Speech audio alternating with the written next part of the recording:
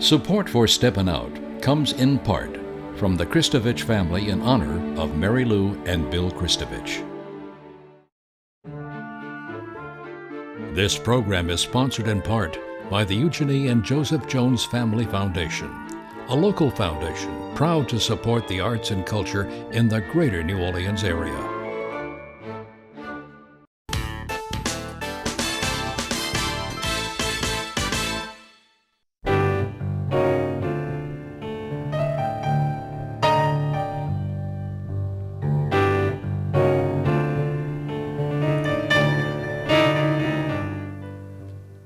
Good evening, I'm Peggy Scott Laborde and welcome to Steppin Out, spotlighting the New Orleans area's arts and entertainment scene. Seated at our table tonight, Jeff Warden, managing partner of NOLA Wine Merchant, here to share some of his expertise. Welcome, sir. Hello. He's back, the Sheik, Michael O'Hara, and of course he is sharing some news about a new gospel rock musical for New Orleans. Good to see you, sir. Good to see you. Hello. And of course, we have Alan Mason of the Crescent City Jewish News and theatercriticism.com. But first, Jeff, some show and tell, sir. Good evening. Well, we will just touch base briefly about the shop. We have been Hopper's Cart to Van since the early 2000s, and Rick Hopper retired. Seemed disingenuous to keep his name out front, so we changed the name to NOLA Wine Merchant, but we are still an old world focused shop. Explain where you are. We are directly across from Whole Foods on Magazine Street. 5601 is the address, in between Jefferson and Nashville. So old world focused shop. We brought some Burgundy today to taste and talk about. I think there's a misnomer that Burgundy is always very expensive, but there's some great bargains out there, and we like to try to share those with the world.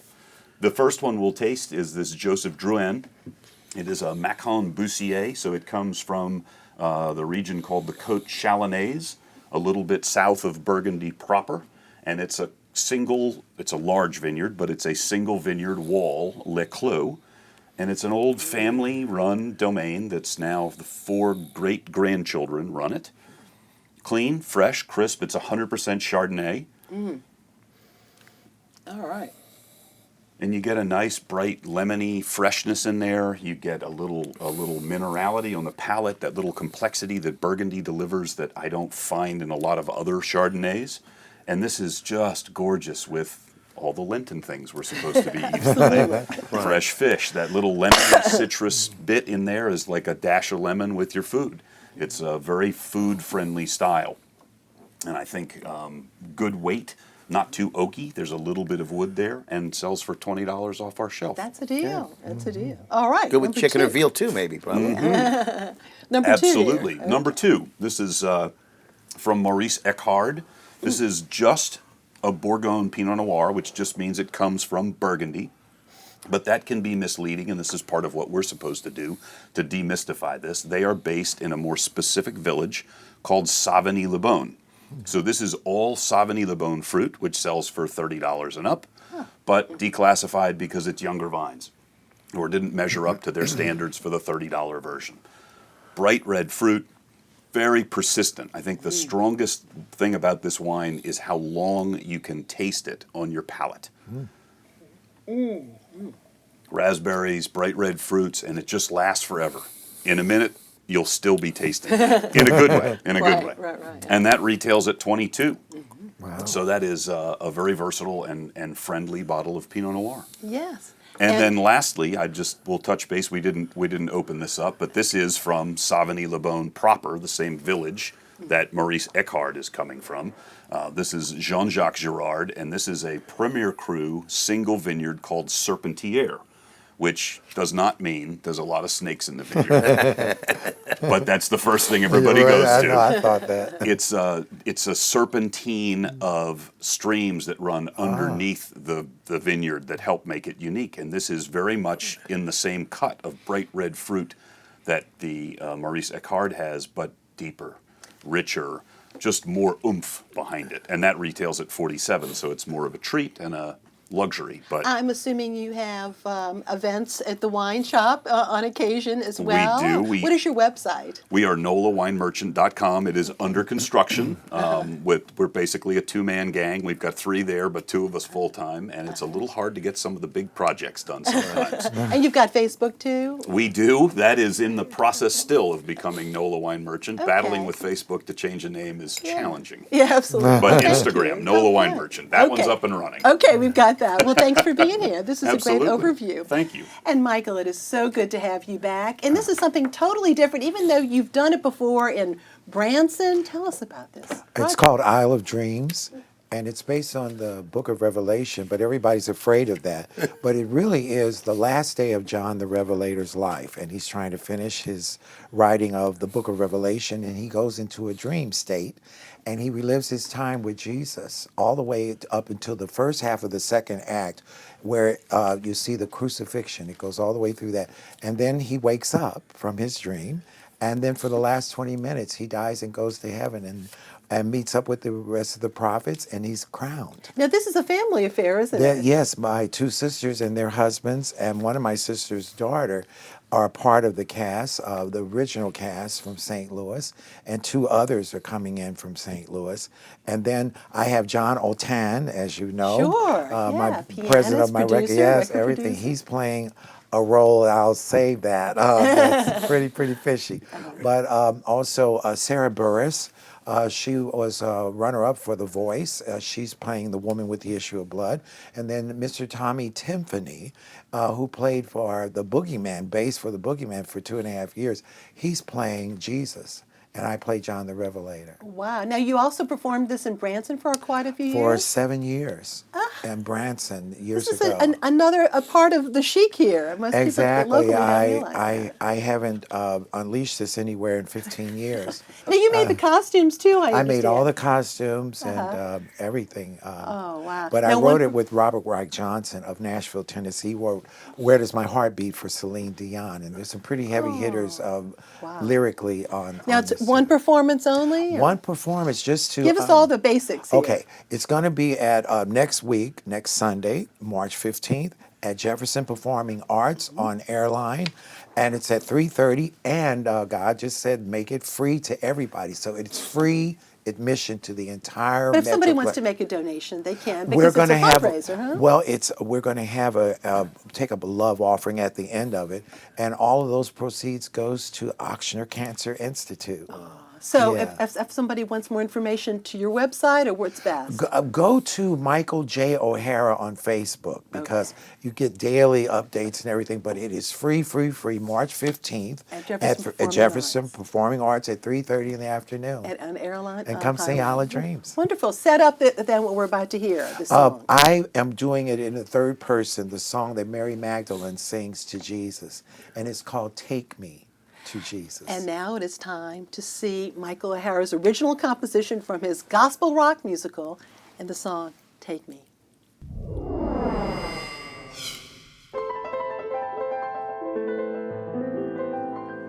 She was a fallen woman, living a desperate life. She survived by her wits and the men that went within. She was someone to despise. The people in the town would mock her, heartless when they cast their stones, judging her without a jury. They drove her from her home.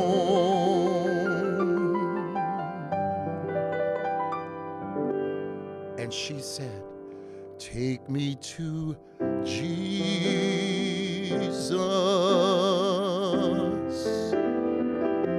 I'll lay at his feet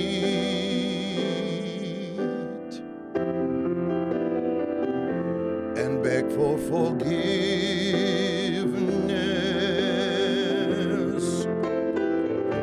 This promise I'll keep.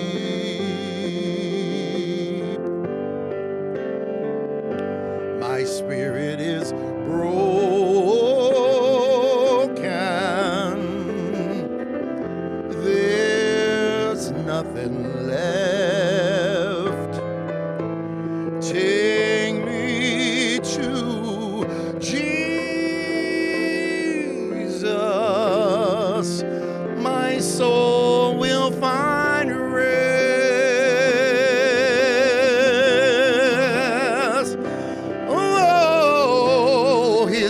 crown of thorns.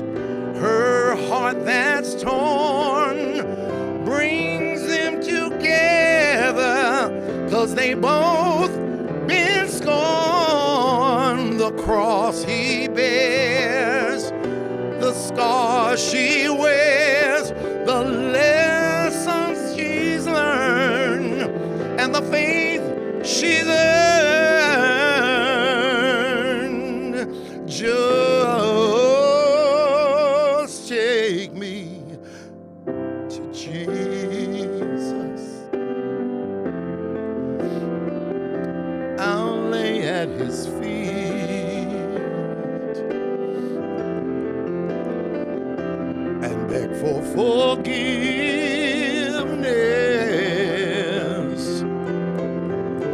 This promise I'll keep. My spirit is broken.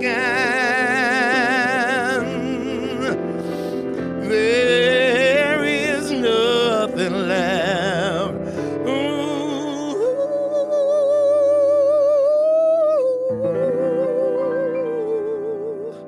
Take me to Jesus.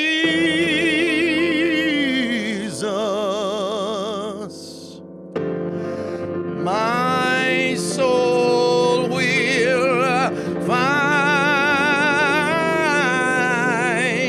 rest.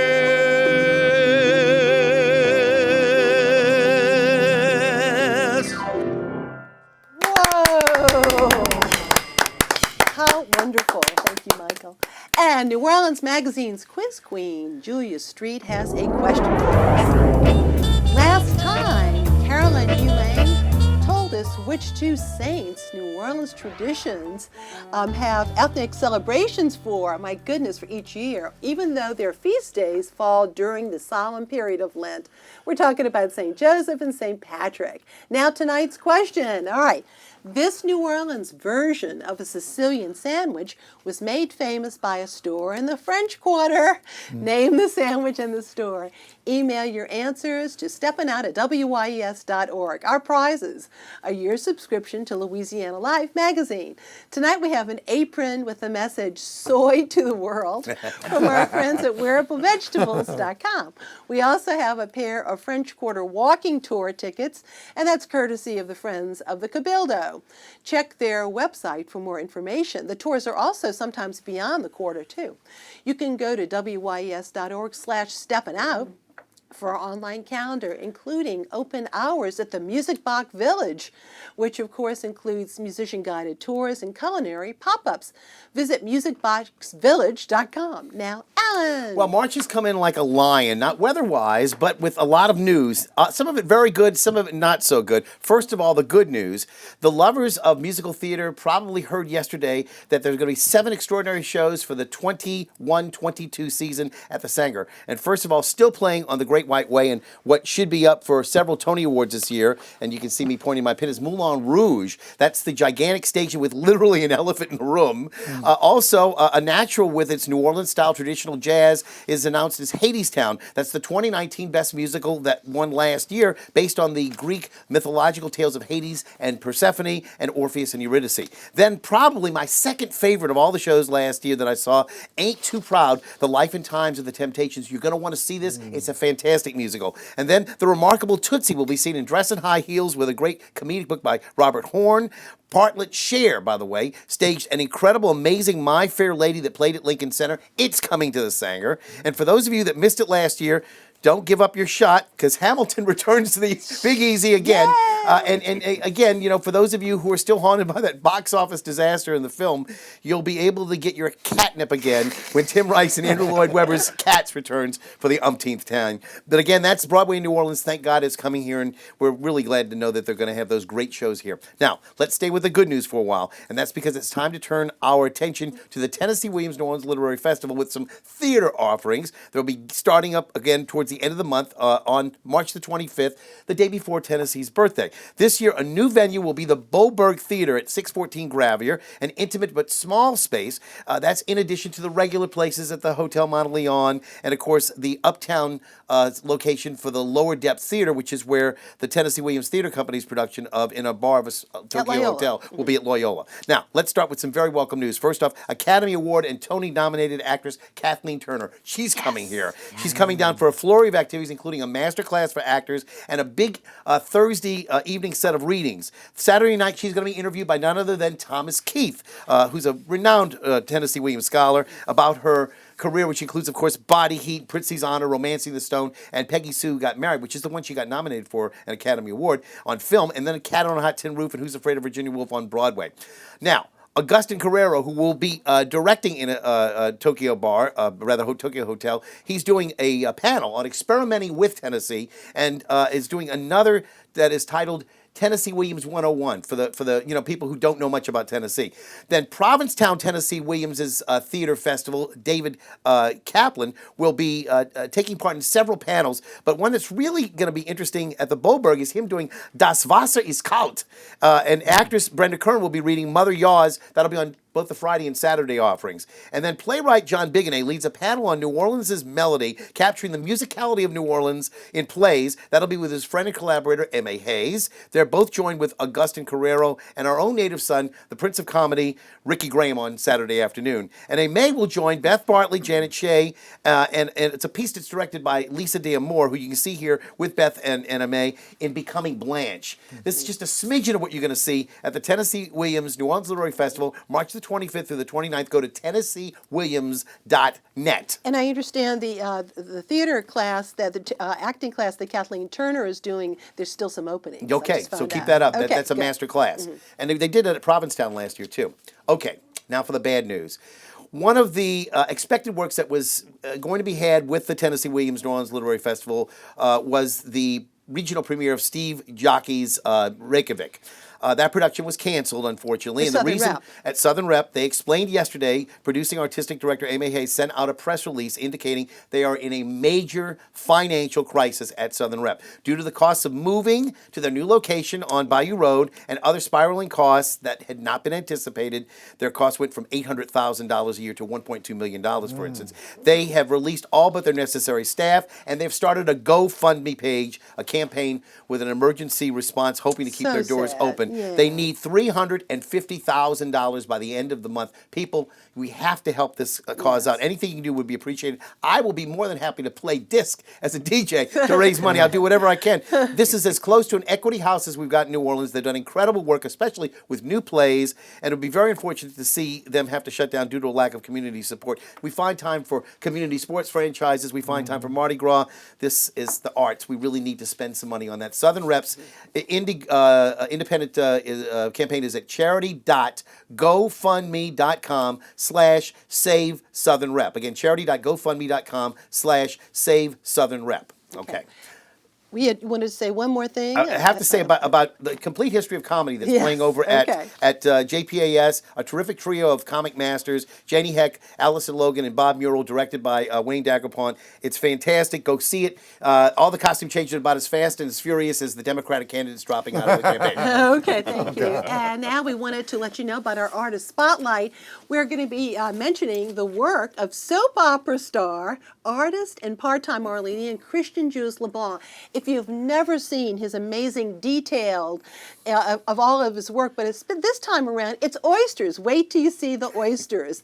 They're wonderful drawings, and that's just part of the overall new exhibit. It's featured. It's called Wet, and it will be taking place tomorrow from 7 to 9 at the Kevin Gillentine Gallery. That's right there on Magazine Street. To learn more about LeBlanc, please visit. He's such a delightful guy, ChristianJewsLeBlanc.com, and to let you know about that. And now, something completely different. Here's one last look at a true carnival highlight, the double grand march of the 2020 Ball of the Mystic Crew of Comus. You will hear the triumphal march from Verdi's opera Aida as played by the Jimmy Maxwell Orchestra. Enjoy.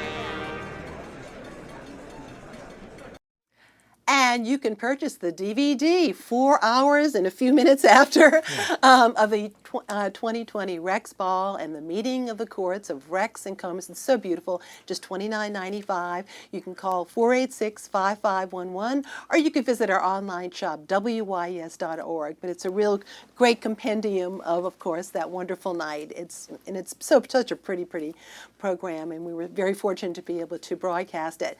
All right, we're going to be revealing the prize winners from our Carnival quiz, but first we're going to have the questions. These are the questions that were asked during the Rex and Comus Balls broadcast. First question, Alan, ask me a question. In Greek mythology, what was Comus the god of? Well, he was the god of mirth, revelry, and nocturnal dalliances. Woohoo! Michael. One of Rex's signature floats depicts an unusual butterfly. Another float's riders are masked as chefs. What are they? And name the floats. All right, the Butterfly King and the Boeuf Gras, of course. Thank you, sir. All right, Jeff. In what building did the mystic crew of Comus originally stage most of its carnival balls? We missed this terribly. The auditorium, later known as the Morris FX Jeff Municipal Auditorium, of course. Let me tell you who the winners were that night. Martha Phillips is the winner of the one-night stay at Homus House. What a beautiful prize. Doris Bruno has won a 2020 Rex Proclamation. Carol S. Coaster will be receiving a 2020 Rex Parade Bulletin. Carl Stouter won the copy of Errol Laborde's book, Mardi Gras Chronicles of New Orleans Carnival. And Fran Tosh will be receiving a copy of Judy Bottoni and my book, Mardi Gras Moments. Andrew Ong has won a copy of the 2020 Rex Ball DVD. Congratulations to all for all those winners. Now, the names will be posted on our WYES.org website starting Monday. And thank you to everyone who sent in their answers as well. And now it's time for our picks. Jeff.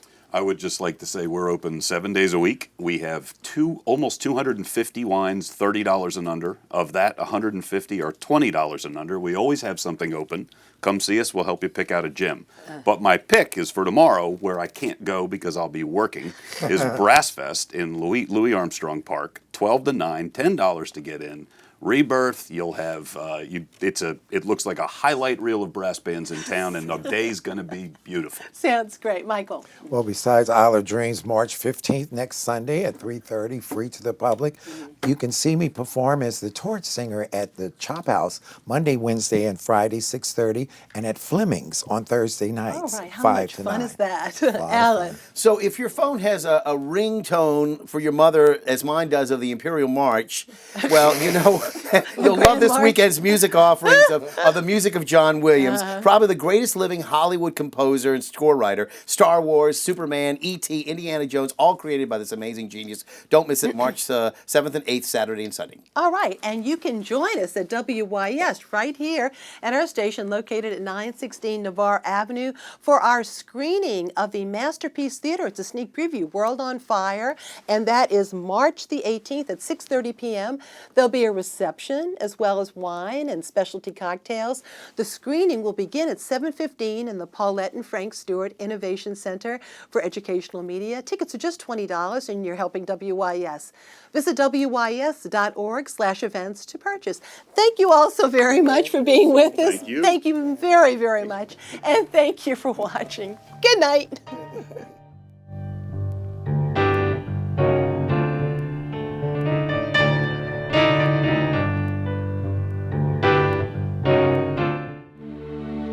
Support for Steppin Out comes in part from the Kristovich family in honor of Mary Lou and Bill Kristovich.